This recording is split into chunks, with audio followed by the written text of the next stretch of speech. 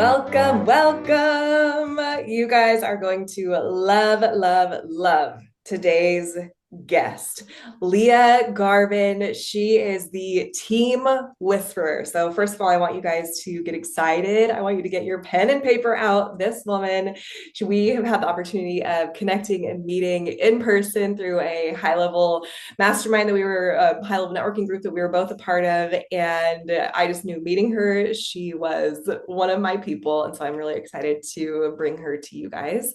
But Leah, she provides team leaders and business owners with simple strategies and tools to communicate better with their teams, reduce overwhelm as managers, and turn their employees into profit generating machines. She's a 3-time best-selling author, a TEDx speaker, host of the top podcast, Managing Made Simple, and team operations consultant with experience leading team operations within Google, Microsoft, and Apple. She's a sought-after expert in the media, featured across the Harvard Business Review, Fast Company, ABC News, The Wall Street Journal, Fortune, CNN Business, Forbes, US News, and The World Report, Yahoo News, and TV News.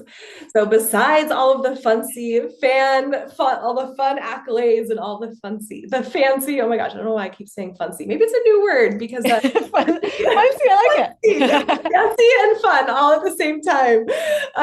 But Leah, thanks for being here. I'm excited to have a conversation. Yeah, thank you so much for having me on the show. Yeah. So besides all of we're gonna keep it fancy Fancy stuff. accolades behind your name. Tell me something that maybe is one of your biggest pet peeves that would actually Ooh. make you seem real instead of this unattainable person that people are like, oh, her. I don't even know how I can identify with her. So, Well, what's that's one of funny. your I mean, biggest pet peeves? well, I would say like every Trader Joe's parking lot is way too small. Like you cannot get in or True. out of it at any point. They're all like nationwide built for, I don't know, tiny vehicles. They're all yeah. I would say that's like one in the life. But I think one thing, when So you true. right, every single one, it's like, who made this? And in Southern California, it's the worst. I went to school down there, and then I noticed it wasn't just there; it was every one of them. So Um, but funny. you got to get your specialty snacks, right? Like how, like my favorite is honey roasted peanuts. That's like my favorite snack. But Okay. yeah, I love it. Good pet peeve. I think I'm right there with you. So good. Well, Leah, bring us into a little bit of what it is that you do when it comes to team building, communication, but even how you got there, because there's a yeah, story behind, like yes, most of us, I'm sure you learned the wrong way of yeah. what not to do. So bring us into a little bit of that. Yeah, for sure. So, as you read through, I spent a long time in the corporate world, about over a decade driving team operations in big tech. And I was working on product teams around, how to help design and product and engineering really work better together and get their work done. And I found in these environments where they hire the smartest people and they pay them the best they can, right? Like there was still all this stuff that wasn't, easy. Like or wasn't getting done. Like we were missing deadlines or people were communicating, people were frustrated. And, I thought, well, if you have the smartest people in the world and the best engineers and you have all the money in the world, right? Something like Apple, like they got budgets. You know what I mean? Like Oh, why is stuff still going wrong? And so I really started to dig into what were the little disconnects happening on teams, and I started to find that it was people had different expectations of what success looked like. Maybe two people were working on the same thing, or one person wasn't getting the decisions coming out of meetings. And there were all these little communication gaps that were getting in the way of people doing their best. And so I kind of made it my mission to start plugging those gaps and creating really simple, lightweight processes to get people communicating better. And that's really where the team whisperer kind of was born, because I would see, leaders are saying one thing, they've communicated the strategy and the goals, but folks at the ground level of the organization were feeling unmotivated or unclear, or like, wait, what are we supposed to be doing? But at the end of the day, they all had the same like higher order mission to have this all be successful, but they were missing each other. And so I started to connect the dots there. And in doing that work, I'll say, within big tech, a lot of times people would say like, you're always talking about people, like, why aren't you in HR? You're in the wrong job. Like, what are you doing? I'm like, well, we all should be caring about people, first of all. Like, come on. But this feeling a little bit misunderstood and a little bit on the edge, this sort of fueled me to think, maybe I'll be, like this a lot better and be able to have more influence from the outside in. And so it was a tough call. I left, great job. I was at Google. I was a real high performer. I loved being there. And I said, but I want to do this interest at a bigger scale that I have in building great teams. And so about 3 years ago, I left and I launched my business where I support teams both in the corporate world around building better managers, doing workshops, training better teams, and then support founders, entrepreneurs, and business owners on, well, how do you set up a team to be successful? How do you get out of the weeds? How do you learn how to be a manager if you built a business and you were doing everything and you started hiring people and now you're like, oh gosh, like how am I supposed to get them to care about this stuff, right? So I have these two focuses really built on this passion for helping make work feel easier and make managing feel easier, and just like, how do we get things done without it feeling so complicated? Yeah, I love that. I want to chat about the difference because even in your new book, it talks about how it's the new manager's playbook, which congrats Yeah. on your new book, you Thank guys. If you you. are a manager or for your organization, grab copies of it. But I know that there's obviously this interesting thing that happens, and I have been there too. I was in corporate as well, high performer. You climb the ranks, all of a sudden you're in this Yeah. management position. You're like, oh, okay, I'm not necessarily maybe doing the skills as Yeah. much. I am now managing the people that are doing the skills. Yeah. So I don't have to be as good as the skills of what I thought I had to be now. Now I have to be better at the people thing. And Yeah. it's this really interesting disconnect, if you will. Yeah. So invite us into that space of maybe what it looks like that if someone does move up the ranks, they become a new manager, what are some of the things that they actually have to really keep in mind? Yeah. Well, you called it right there. I mean, I think for in the corporate world, a lot of us, we don't have a lot of options besides being a manager. I think it's sort of, and it might be changing because I think there's a lot of data saying Gen Z is less interested in doing people management. It's an interesting thing altogether. But, for many industries, in order to grow up the ranks, you have to like amass people under you. So you really are out of options. And I think that feeling right there that, gosh, I don't even know if I want to be a leader, if I like doing that, like that tension you might feel, like that's real. So I want to recognize that because I know for me, I knew that if I wanted to grow and get promoted to a certain level, I would have to be manager. There was no individual contributor route, like eventually. So let's like take that sort of like this pressure you're in, and then you're like responsible for the results of a team. And I think there's certain kinds of environments where it's even harder than already hard. One is a sales team because that is so different, being like so focused on your individual success and on you and your relationships. Moving a lot of times, a really high performing sales person will be promoted to a manager because it's like, well, if you're so good at that, you should get like 10 copies of yourself. And it doesn't go well Right. because doing the sales and in like enabling and empowering other people are completely different, right? It's a different skill. Yeah. So I think if you're moved into a role, like if you're asked to be a manager and you feel like, gosh, I wasn't given the tools, right? I think there's a few things you want to do right out of the gate. First is to think about, what are some of the leadership qualities that I want to embody? And actually, the one of the first chapters, chapter 2 of the New Manager Playbook, is talking about this specifically, like setting your intention as a leader.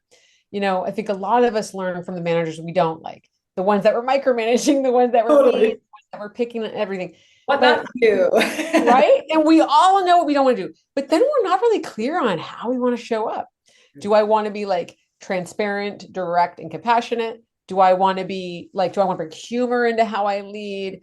What are these qualities like? And maybe you look at leaders you've had, political figures, maybe you're looking at celebrities, coaches, to think about like, these are some of the things I want to anchor to because these are the things you want to do when things get hard. For example, like if you really want to be direct, transparent, and compassionate. Like that's easy to do when everything's fine. But like, what if there's layoffs coming and you can't share that information? What if there's a low performer that's driving you nuts and you have to give them hard feedback? Okay, how does direct, compassionate, and transparent show up in these situations?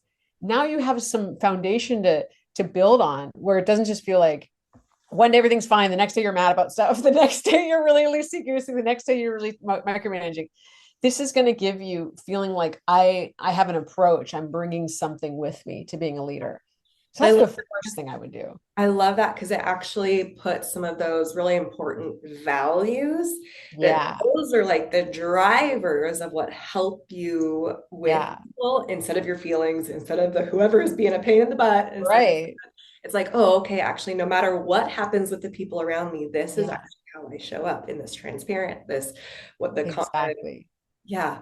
yeah, I want to go into actually, let's address this kind of this same concept that we're talking about, but now for entrepreneurs. yeah, Because this is also something that I see in the entrepreneurial space of as people grow in their business and they start to have a team around them, myself yeah, included. Now all of a sudden they're in that same position of, oh, okay, I was this founder and I had this really great idea and I'm going to do this thing and now I got to deal with all these people problems. yeah, right. Like what this exactly. And I mean, and over the last 3 years, as I've been in entrepreneur communities and masterminds and groups, everybody's biggest issue is their team. So if you're listening to this and you're like, wait, like, am I the only one? No, you are not the only one. Everybody running a team is the hardest part about running a business, like Yeah. full stop, because we're dealing with people and they're complicated and they have their own motivations and drivers. And so I think first, I love that you brought it up because I think we can underestimate how hard that shift's going to be. I think we can underestimate how stressful that's going to be. And one of the biggest things I hear from entrepreneurs, and I have felt in hiring folks or working even with VAs or consultants, like it's one of the things that can make you second guess not even wanting to have your business anymore. And like if you're feeling that listening, like we get it, right? Because like I have heard from so many people that my team is causing me so much stress. I I just want to go back and be on my own, right? I've heard this from med spa owners, salon owners, folks where you want to scale, maybe you open a second location and you're like, I just want to be me doing this thing because it was much easier and I liked it better. Yep. I have for sure Right? been there and actually did it too. I created a world or an award-winning company over Yeah. 10 years ago and had and not that I had so many people problems. It was Yeah. actually great. We had an incredible team, incredible contractors, Yeah. like award-winning. We were well known. And it just got to the place where I got tired of dealing with Yeah. just little things like here Right. and there and over a long period of time that I was like, Totally. I'm selling this off and I'm going back to myself because it is way easier. Exactly. There is such a cost. Like Such a it cost. there is management, leadership, there is a cost. And I don't think that people understand Yeah. there is a huge cost to pay Yeah. when it comes to. Well, and I love that you called out even when the people are awesome, like you can make that connection. Yeah, if you get like a bunch of people and they're not performing and they're entitled and whatever, like sure. But you're so right. There's a cost when you're leading a team of great performers because they're going to want to be doing more scope and you're going to have to kind of like you have to be thinking further ahead and you're wanting to make sure your team members feel appreciated and motivated and the works really has variety in it. So like yeah, it's even when you have the best situation, there is a cost for you. And I think that's where, in my work, which is around, diving in with an entrepreneur and figuring out, how do we really create clear expectations and what is the playbook for you to really get from where you are today to where you want to go. A lot of times I get a question of like, well, do I need to invest in my team? Shouldn't I just figure this stuff out myself? Like, do I need it? Like, even think about this. It's like, yeah, you do, because you painted the picture. Even if you have all the best case scenarios, you still need a plan for how to keep those people. And you still need a plan for how you're going to keep paying those awesome people more, right? Because it becomes that you get what you pay for. And so I think, Well, I think there is even this yeah, whole like there's this truth that lives in the tension of as a founder, like a founder is typically they're the visionary, they yeah, have to stay on things that will help grow the business, the vision, where we're going. They're that big, high level, 30,000 foot thinker. And a lot of times people in a team, and I for sure experience this too, is that so like as people come into a team, they also think that maybe a founder is a manager. And so they start to treat them like a manager and start to pull Yeah. the weeds of, well, can I get Yeah. this thing on Canva? And it's like, okay, hold on. Yeah. Right. Like, and so there's also truth that lives in the tension there of, okay, maybe I do need to hire or bring on a manager so that I can stay doing the founder Yeah. visionary business growth things and OBM, and Yeah. COO, that type of a thing to start to bridge that gap of the Totally. management position. Yeah. And so I don't know. I think that could be a really fun conversation. Yeah, I agree. And I think that's probably one of the first key hires to make, right? Is like, well, first of all, if you really want to be in the weeds, that's problematic for other reasons because you can't scale yourself and do the manager stuff in the visionary stuff anyway. So I Totally. would say, I think that really is an important key hire to make is who is that manager that is that buffer between you and the team that can have one-on-ones and career conversations and these things that maybe they have experience with some of those things that helps the team feel motivated even when you have financial constraints, right? Because you can very much motivate folks even during times when you can't just be, giving huge raises and bonuses, which sure people would like, but it's not the only picture of the story. But you need to be getting to know your team members. And that's something that if you bring in a manager, or like you said, a manager or a COO to kind of set the stage for you or whatever that looks like, you're able to focus on continuing to build. And I think that's one of the biggest things that managers in any of the environments kind of can get stuck with is getting too pulled in the weeds. A lot of times we get stuck in the weeds as a founder or a corporate leader because we know that task. That's our comfort zone too. Yeah. And so there's another piece of this where like, That's a hey, word. right? We like, hey, I know how to do this. I can do it faster. I can do it. It's easier for me. And then you do burn out quickly because you have this team you've hired and they're not pulling their weight because you're doing everything. And it's not that they don't want to, but if you have the boss in every meeting or you're kind of double checking everything, people just start to be less accountable because, well, there isn't really space for them to step up. Right. No, I love that. And it actually reminds me of, so I'm sure you've heard this saying that everything rises and falls on leadership, right? Yeah. John Maxwell says that. I'm a John Maxwell leadership certified mentor, so I get it. I love it. And I put a slight tweak to that because I actually think that mindset, I think a lot of times people take it as that everything rises and falls on the leader. And sometimes it can create disempowered environments. It can create Right. empowered cultures to where people are like, oh, that's not my fault. The leader will take care of it. They'll Yeah. do it. They'll whatever. Or I actually feel like in cultures where there is empowerment, right? So people, they like when you give tasks, when you delegate tasks, you create followers. But when you delegate responsibility, you create leaders. And Yes. all of a sudden, it's okay when there's this culture of empowerment where it's like, hey, I trust you to make some decisions on this. I trust you. And you're actually going to take responsibility for the outcome of this. And I'm going to walk alongside you regardless of the outcome. Right. So Love that. I Yeah. might not take full responsibility for your results even if I'm the leader, because I also think that you're a powerful person. And regardless of the results, I'm walking alongside you. So it's a Yes. little bit different. I kind of push Yeah. back on that because I don't want to create cultures that create people that are just enabled to say, oh, it's the leader's fault. And then it's Right. not the They leader, throw their it's hands up. all their Yeah. fault, it's whatever, and blah, blah, and they have to take responsibility like for everything. It's like, no, like there is co-responsibility when it Yeah. comes to teams Oh my God. and empowering leaders. Hey, just a quick little invitation here for you to give one of my new favorite products a try. It's called Glossy. And if you know anything about me, that you know that I love to share things that I love. I love to talk about the things that I love that I'm using, whether it's new products, new services, fun books that I'm sharing about. So I'm always on the hunt for new products that help with high performance, that help me not only as a business owner, as a founder, as a speaker, as a podcaster, and even as a mom feel better, but it's got to be able to fit into my daily routine. And I have found one that is like my new obsession. It's called Glow-C. It's a skin and a gut daily ritual supplement. It's a skin routine that you can drink. Not only does it taste amazing, like a light, refreshing lemon spa water that I could drink all day, seriously, but it's making me feel so recharged and like I'm feeding my body and skin everything it needs to keep up with me and my goals. It has a clinically studied probiotic in it that survives the trip to your gut so that you know that it's working, along with hyaluronic acid, which is incredible for glowy, hydrated look to your skin.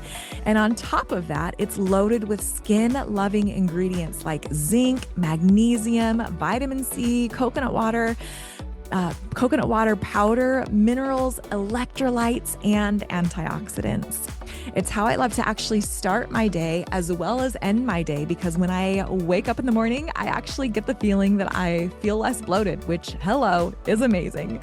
So for real, this is a game changer, especially if you travel, if you're busy, and if you have to have something that help you support your body while you are going after your big ideas. So if you want glowing skin and a happy gut, go grab your subscription because it's the best results take 30 to 60 days. You can go to getglowc.com. That's GETGLOCI.com and use my coupon code CharityMajors for an awesome discount. Now, understand that this product is not intended to diagnose, treat, cure, or prevent any disease. These statements have not been evaluated by the FDA. But again, that's all the official legal stuff, right? Go to getglowc.com and grab your skin and gut supplement because great skin starts from within. That's at getglowc, GETGLOCI.com, and use my coupon code CharityMajors. Grab your subscription today. You are going to love it. I have no doubt. Go to getglowc.com and use the coupon code CharityMajors. Now back to the show. Yes, a million times yes. And you're speaking my language. I mean, it's all about you've created a team of ownership, right? And of a personal accountability. Yes. And when you said the first question, what's your pet peeve? I was going to say this, but it's like, people are like, what until now? Like, a lack of accountability is actually my biggest pet peeve. Worse than Trader Joe's parking lots.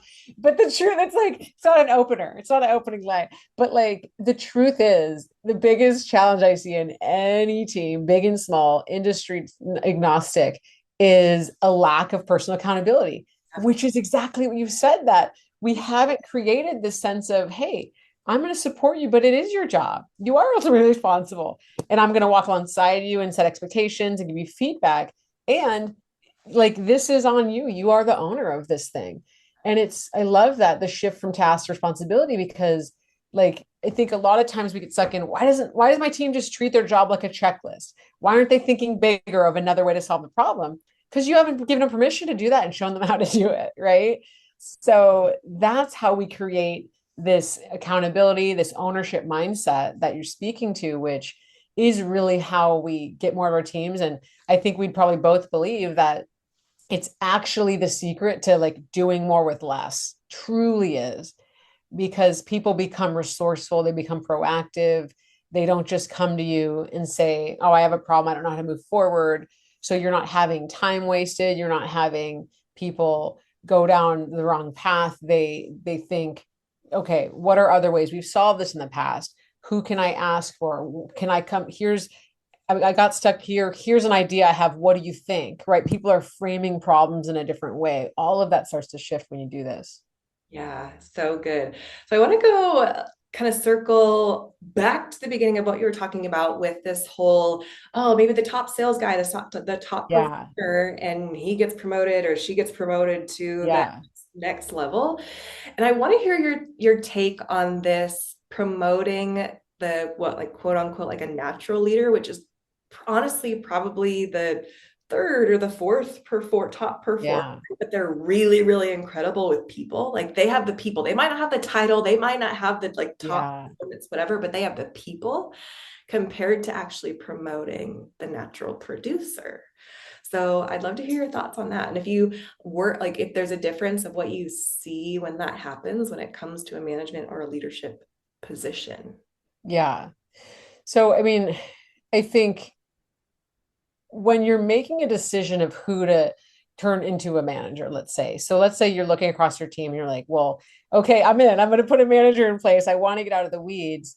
Thinking about, if you were to convert your top producer, you're going to lose that output, Yeah. right? That's not directly translatable. So I think if you're in like maybe design or software or sales, like if that's the person that you're changing, like the output of that person is something we really want to like project out if that wasn't happening. Because I think what can happen right away in the example you shared is like, if you're losing that top producer, now that's distributed across, like, let's say it's a team of 5 and this person's doing like 50%. They're like the Michael Jordan, LeBron James of like that team. Now you've lost 50% that they were carrying, Yeah, right? you take It's like LeBron out and put him 10, in as 10, the 10, 10, coach. so whatever.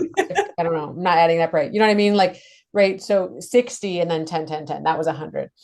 So now you've cut the like output to 40%. They're supposed to now increase everyone else's by 20% like overnight. That's very hard to do, right? When you're just new as a manager. So I think thinking first, how are you setting up the team for, like, hey, have you already adjusted metrics and targets? Have you given folks more resources? Have you given them more support so that when you have this producer that's stepping out, you're making up for it? Now, to your point, I wouldn't necessarily suggest taking that high producer out of that, but You don't take LeBron sometime, James out of the game and put him in as a coach. right? And you sit him on the bench to like yell from the sideline. No, or like, But honestly, that's how a lot of organizations do it. most the top 2 reasons, and Gallup has reported this, the top 2 reasons people become a manager is high performance in their role. Right. Just said it, and tenure. You've been there a long time. Right. Now, so with the first one, we kind of argue against that. The second one is a tricky one, right? Just because you've been in a team a long time doesn't mean you are like ready to be a leader or manager either. And I think what can be tricky with that is someone can feel like they've paid their dues and they've put in time, and they feel slighted if someone else has asked to be the manager. So you don't just have someone else be the manager and hope it works itself out.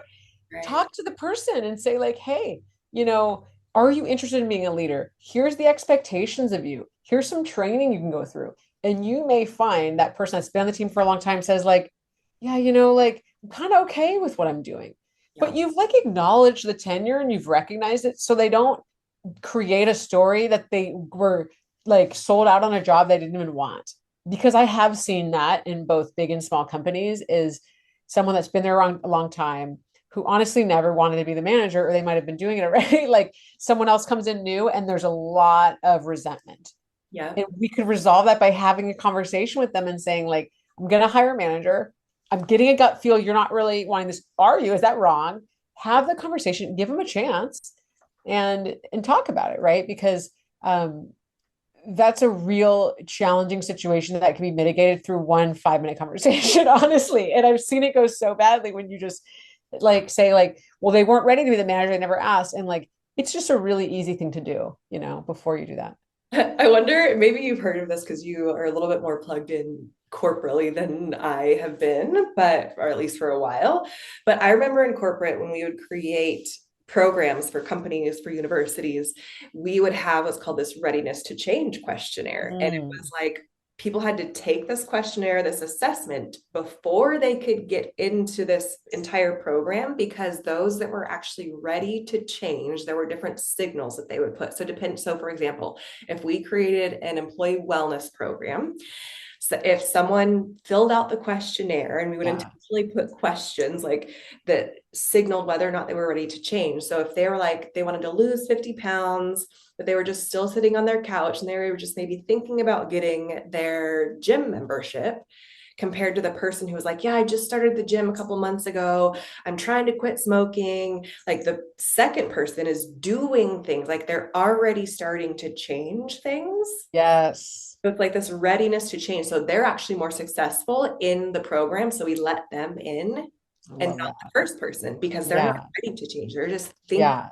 change. Yeah. So I wonder if there's like a readiness to lead. Oh my God, there should be. I mean, I think we just We're created it gonna today. create it. I love that idea. We're Yeah, gonna create it, Leah. I'm going to create it today to mark this. I mean, well, I love that I'll so much. take royalties. I know. Okay, it's a partnership. You work But with the managers. I'm gonna work with the leaders, and we're gonna yes, create some and fun this things is it. We together. have co-branded this exactly, and I think if you before you are like you can suss this out. I think I love the idea of having a questionnaire or survey or something like that, and if if you don't have that, you can also check with your team, like, hey, and asking them some of these questions. You know what I mean? Like, hey, how would you handle hard feedback? Yeah. What do you do if your team member comes to you and says, like, I'm not feeling motivated? And literally, that's literally the kinds of things I talk about in the new manager playbook, because it is so hard. Like when your team member comes to you and they're like, oh, I just don't like my job anymore. I mean, it's like that's the worst conversation. Like you are so busy, you have so much going on. You're like, what am I supposed to do about that? Like you're still getting paid. Like, are you kidding me? And it's so hard, right? And I think we want to help empower our teams with what to do in those situations. And so I think sort of starting to groom your managers and your team members that might, and saying like, I know a lot of folks, and when I was a manager in the corporate world, and even consulting with business owners, a lot of people, their teams will say, I want to be a manager. I want to, this is what I want for my career. And they demonstrate none of these readiness qualities that either of us are talking about.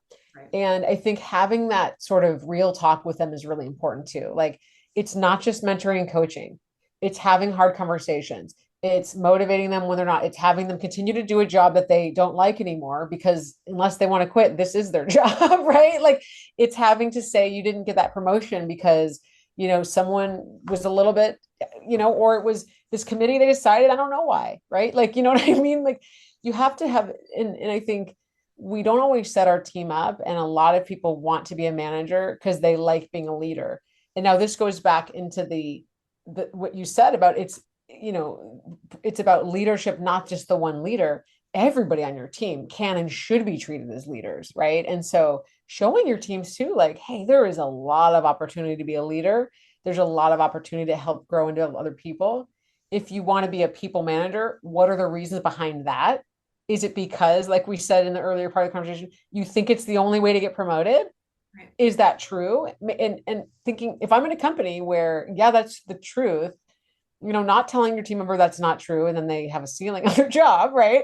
But saying, okay, like it is kind of reality. How do we build these skills for you so that you don't like kind of you don't really like blow it in the job and set your team up for failure, right? Like how do we help you be there for them? Well, and I actually think I'm gonna I'm gonna just kind of poke the bear a little bit, but I actually think that the way that a lot of organizational structure is set up not in a way that actually allows people to flourish in their gifts, like in the things that they're good at. So, right, this whole like, oh, you're the top producer, you're just like the next person that should be promoted to the whatever. And it's like that leaves behind the other person that actually is the natural born leader that's great with people, that's great with leading, they're great with emotional intelligence, they're great through change and through transition and through stress. It's like they should actually, like, there isn't a job, quote unquote, description, like, or a tier in the ladder because you have to do XYZ. So for example,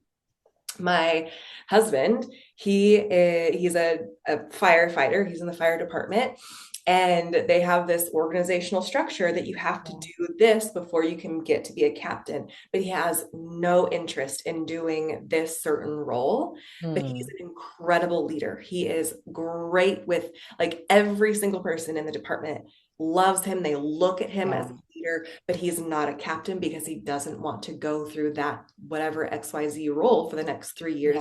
He hates everything about that role. It pulls him out of his zone of genius. It pulls him out of every single gift that he has. It puts him right into the exact spot of doing things that he hates. He's like, I don't want to hate my job for the next 3 years. He's like, so I'm not willing to do that to get to the title of quote unquote captain. Very fine leading the people in his firefighters and having the favor, the people, like everything, like people come to him for conflict, for whatever it is in his position without the title. And it's like, oh, what if organizations could actually recognize that and restructure in a way that actually pulls out the magic of their people instead of the problems of their people? Oh my God. Yes. Because, he might be committed to this, but another person might say, screw this. I don't want to have a ceiling because I don't want to do this one path. Right. And this is a huge thing that we see a lot of around turnover, not retention, high turnover around people reaching a point and them saying like, well, if the only way to get to the next thing is hating my job or going through a bunch of stuff that's going to make me really miserable, then I'm going to go to a company that allows me to flourish. Yep. And I know like when and because there's a tax on that, right? Like the leadership he's doing, he's probably not rewarded compensation wise like the captain would be, right? And I know I was in a similar situation working in design teams in tech. They're like the manager of that or the person who's promoted would be typically like a creative director, Right. who they are the visionary. They, a lot of them generalizing can be divas with that. You know what I mean? Things like they're more about the design. There's a little bit less kind of like of that personnel management, just interest and experience.